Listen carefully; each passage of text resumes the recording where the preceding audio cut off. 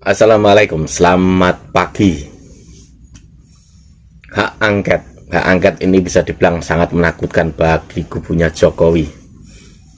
Kalau nggak ada apa-apa, kenapa takut kan gitu? Sebenarnya bagaimana sih perhitungan hak angket ini? Apakah bisa goal? Gimana syaratnya? Itu kan banyak. Ini dari salah satu Tribun News. PDIP ungkap cara lengserkan Jokowi. Pemakzulan presiden bisa dilakukan DPR lewat hak angket. Nah ini dia. Ini di dalam pemerintahan ini bisa dibilang banyak membuat orang-orang yang pro dengan pemerintah itu berkomentar di media juga, seperti Jimli. Jimli itu sesungguhnya dia itu jubirnya pemerintah atau tidak gitu loh. Setiap dia berkomentar itu tidak dalam posisi di tengah, pasti memihak. Ini dari kader PDIP Mayon Jenderal TNI Purnawirawan TB Hasanuddin angkat bicara terkait dengan aspirasi sejumlah organisasi masyarakat sipil untuk memakzulkan Presiden Jokowi. Upaya pemakzulan Jokowi seiring dengan berbagai dugaan kecurangan, saya hitung cepat pemilihan presiden atau Pilpres 2024. Anggota Komisi 1 DPR RI ini menjelaskan metode pemakzulan presiden berdasarkan undang-undang. Ini udah sesuai undang-undang. Jadi sesungguhnya tidak perlu dihalang-halangi, tidak perlu takut jika misalkan memang benar. Diketahui wacana melengsarkan Jokowi datang dari petisi 100 penegak daulat rakyat, Forum Komunikasi Purnawirawan TNI Polri untuk Perubahan dan Persatuan FKP 3, serta sejumlah organ mahasiswa di tanah air. Hasanuddin menegaskan bahwa DPR dan MPR bisa saja mengakomodasi aspirasi tersebut dengan menggunakan hak angket untuk melengsarkan Jokowi.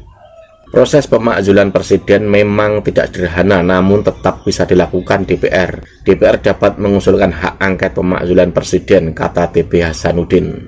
Ia menjelaskan menurut Undang-Undang Nomor 17 Tahun 2014, usulan akan menjadi hak angket DPR apabila mendapat persetujuan dari rapat paripurna yang dihadiri lebih dari separuh jumlah anggota DPR, dan keputusan diambil dengan persetujuan lebih dari setengah jumlah anggota DPR yang hadir.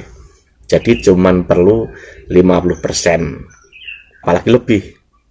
Dan menambahkan, bila dilakukan hitung-hitungan, setidaknya ada 5 partai politik yang bisa saja mengusulkan hak angket pemakzulan Jokowi lantaran merasa dicurangi dalam kontestasi Pilpres 2024. Di lain tempat, di Tribun juga Ganjar tegas jawab ex-ketua MK Jimli soal usulan hak angket DPR.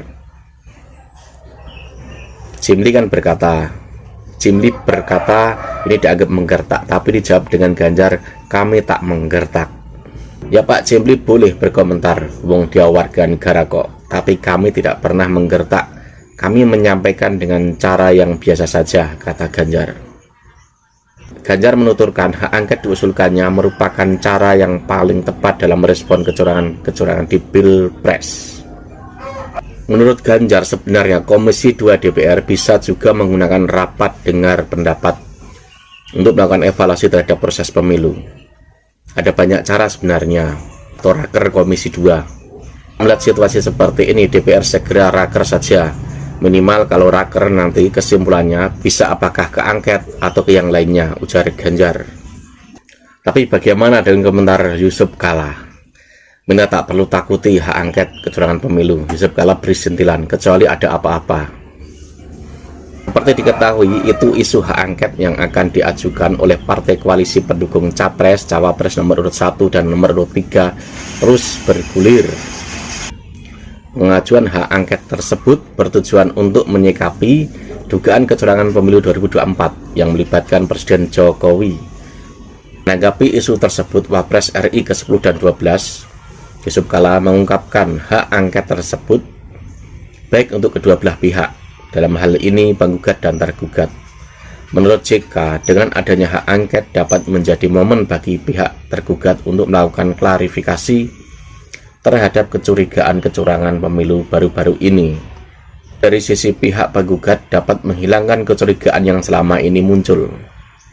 Tentunya hak angket itu baik bagi kedua belah pihak, karena sekarang banyak isu ini ada masalah. Jadi kalau ada angket, kalau memang tidak ada soal itu, bagus sehingga menghilangkan kecurigaan. Nah itu dia, kalau menurut kalian tuh bagaimana? Hak angket ini kan memang haknya DPR. Jadi misalkan bergulir ya sebenarnya nggak masalah.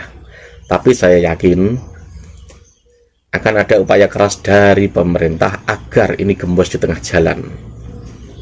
Kalau sampai jalan, nah itu nanti pertaruhannya itu bulat nggak suaranya, sesuai nggak suaranya, atau ada yang berkhianat di tengah jalan di dalam prosesnya. Pertaruhan seperti itu ya biasa gitu loh. Tetapi kan kembali ke orangnya masing-masing, jujur atau tidak, kan seperti itu. Kalau kita melihat perhitungan suaranya, 314 melawan 261. Parpol yang mendukung ini PDIP memiliki 128 kursi, P3 19 kursi, Nasdem 59 kursi, PKB 58 kursi, PKS 50 kursi. Kalau di total 314. Sedangkan pihak pemerintah yang pro Jokowi ini Gerindra 78 kursi, Golkar 85 kursi, PAN 44 kursi, Demokrat 54 kursi. Jumlahnya hanya 261. Jadi misalkan ini hak angket ini jalan mulus, ya gol gitu loh. Makanya ini membuat gundah deg-degan Jokowi. Tapi Jokowi juga saya yakin dia bekerja di belakang layar dengan cara yang cepat. Tadi dugaannya pasti berusaha menggemboskan. Karena kalau ini sampai jalan susah dicegah gitu loh.